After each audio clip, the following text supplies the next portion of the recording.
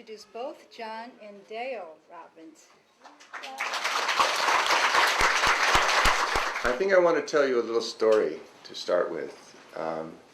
I was very pleased that Chun Lai introduced Deo with me. We have been together for 37 years. And in our generation, in this culture, that's rare. And we have a son, Ocean. I think maybe some of you have met him. He is 29. And we live with him and his wife, who is our daughter-in-love, and their two baby twin boys. Wow.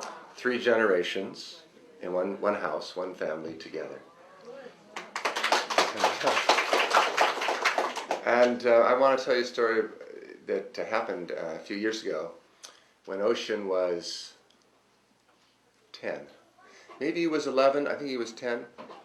And this is what happened. We were living in a small home, and we had a problem with fruit flies. They were swarming in our kitchen, and they were landing on everything. And we tried very hard to keep things clean so as to deter them. We washed the surfaces. We didn't leave food out. We were trying to create an inhospitable environment so that they would leave, because they were all over the place. And but they persisted, and they were landing on everything, and in fact it was almost even difficult to breathe sometimes because they were so thick in the air that you would inhale them, which was not fun. And what do? What were we going to do?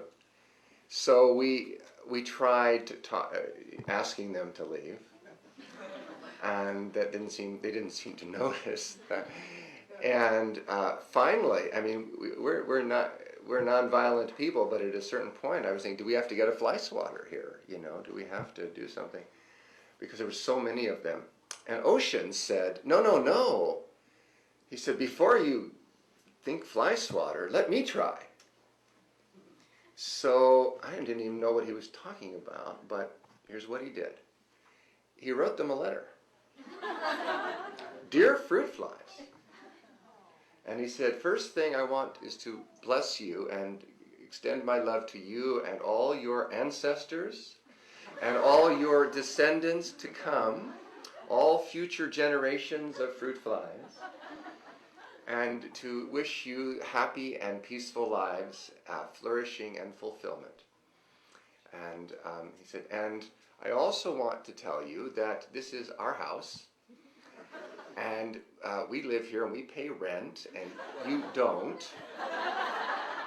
And we eat the food here, and you are also eating our food. And that's a problem for us, because we can eat only certain foods, and those are the ones we have. But outside, there are many foods you can eat that we cannot. There is a compost pile outside, full of rotting things and horse manure from a local place.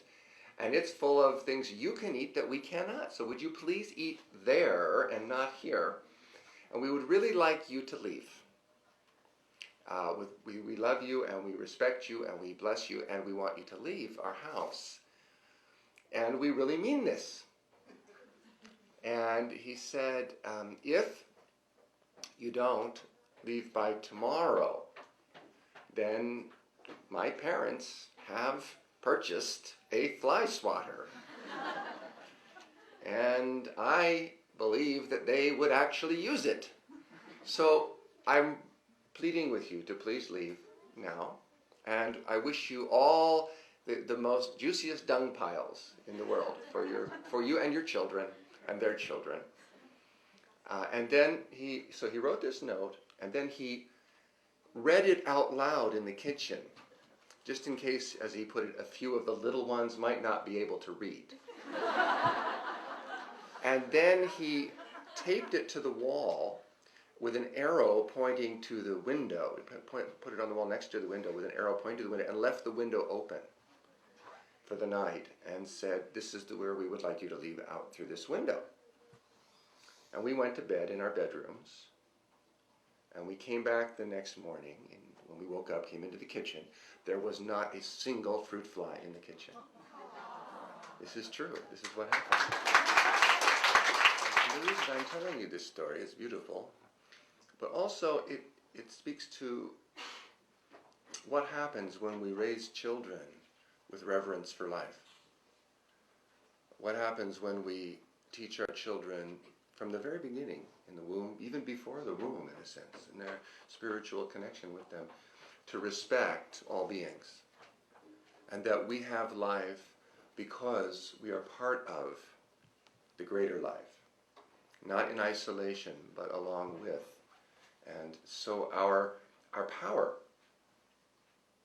to heal, our power to live beautiful and successful and extraordinary lives, stems from our connection with, our rooting in, and our sourcing in the greater life. And what happened with Ocean is that he was raised always to think this way, and he always has felt this way. So when this situation arose with the fruit flies, he knew there was power, he could contact these little flies. And he did.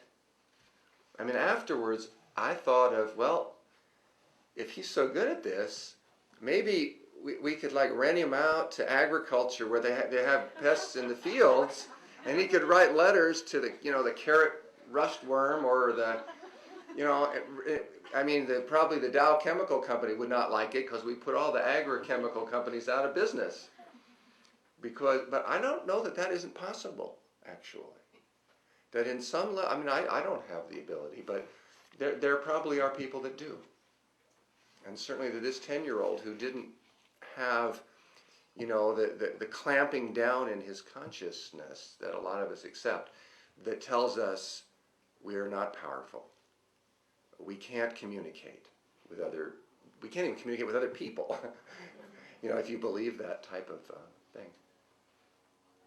So I think that what he did in that instance, and in fact the way he lives every minute, is a statement of and a reflection of something very beautiful and innocent and sacred in us, in all of us. And that's part of who we essentially are. And it's part of our healing, it's part of our health, and it can be a guide to how we live, and even such a simple and basic thing as the food we eat. Because in the what I call the common trance. Do you understand the word trance? Kind of a hypnotic, a shared belief system that teaches what is real and what isn't. And in the conventional trance in this society, what matters in terms of food is that it be tasty, that it be cheap, that it be convenient. And it doesn't matter in that paradigm, in that viewpoint, how it was produced, whether chemicals and poisons were used and residues from them still are in the food. It doesn't even matter the long-term health implications of eating this food. It doesn't matter if farm workers were poisoned, as long as it's tasty and cheap and convenient. It doesn't matter what is really going on, in a sense.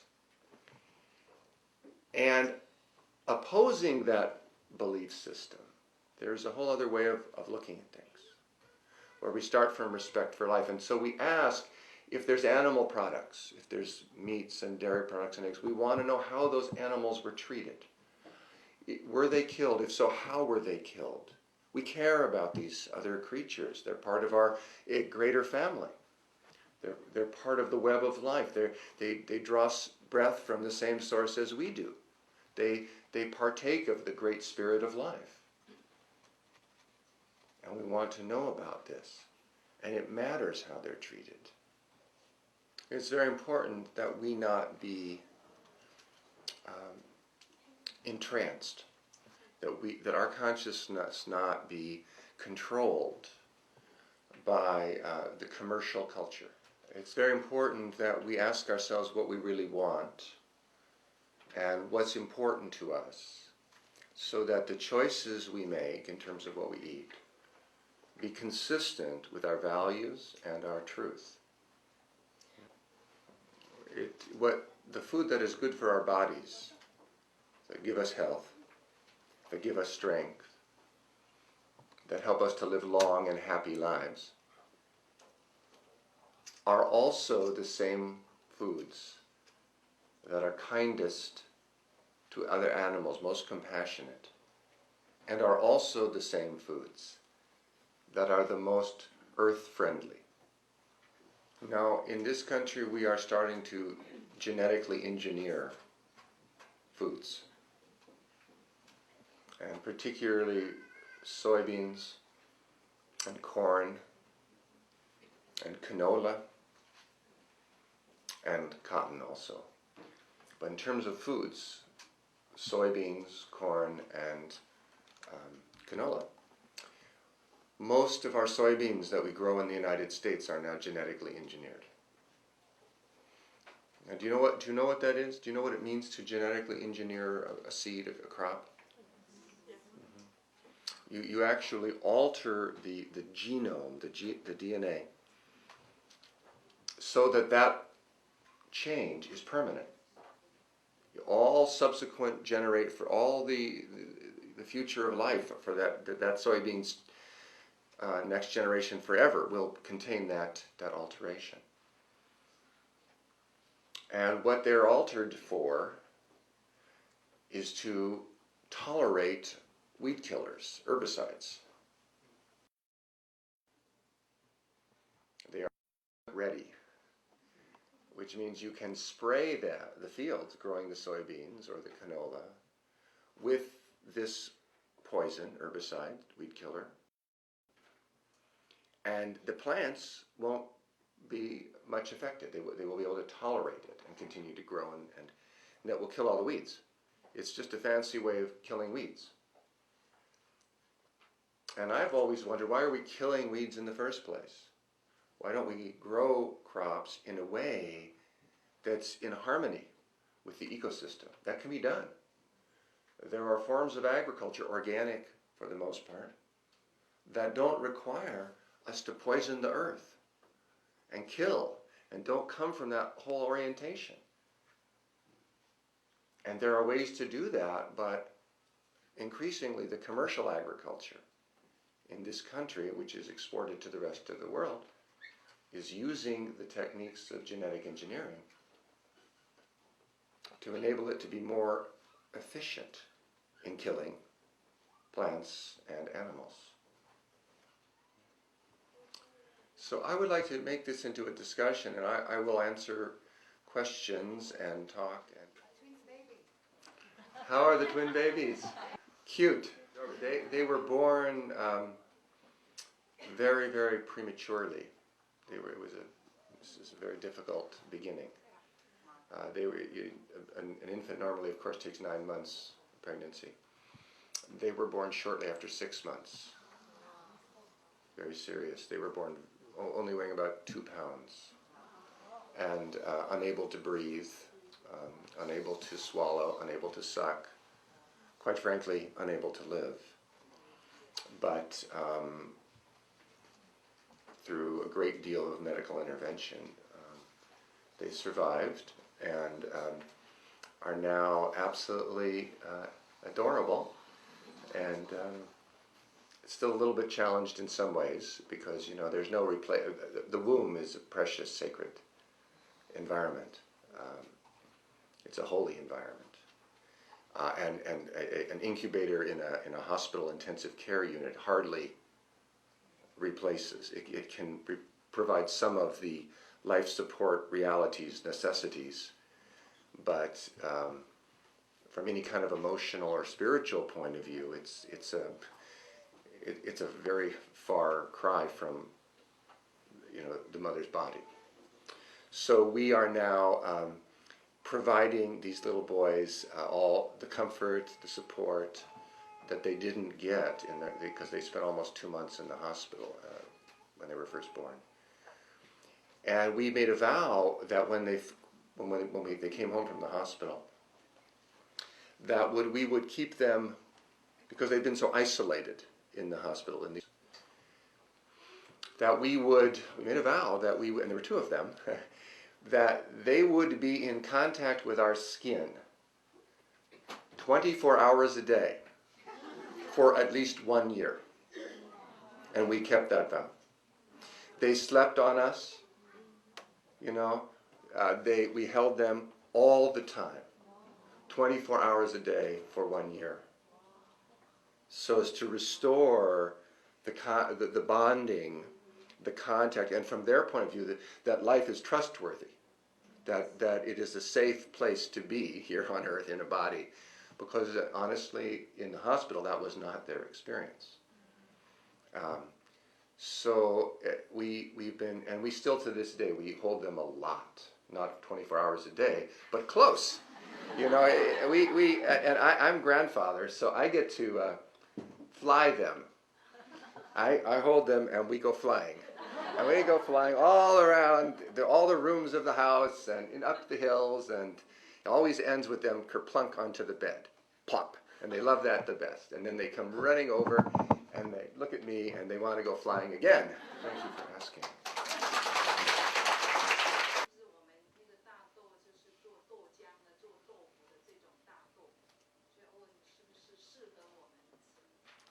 The health effects of eating genetically engineered soybeans are a puzzle. They're not known for sure.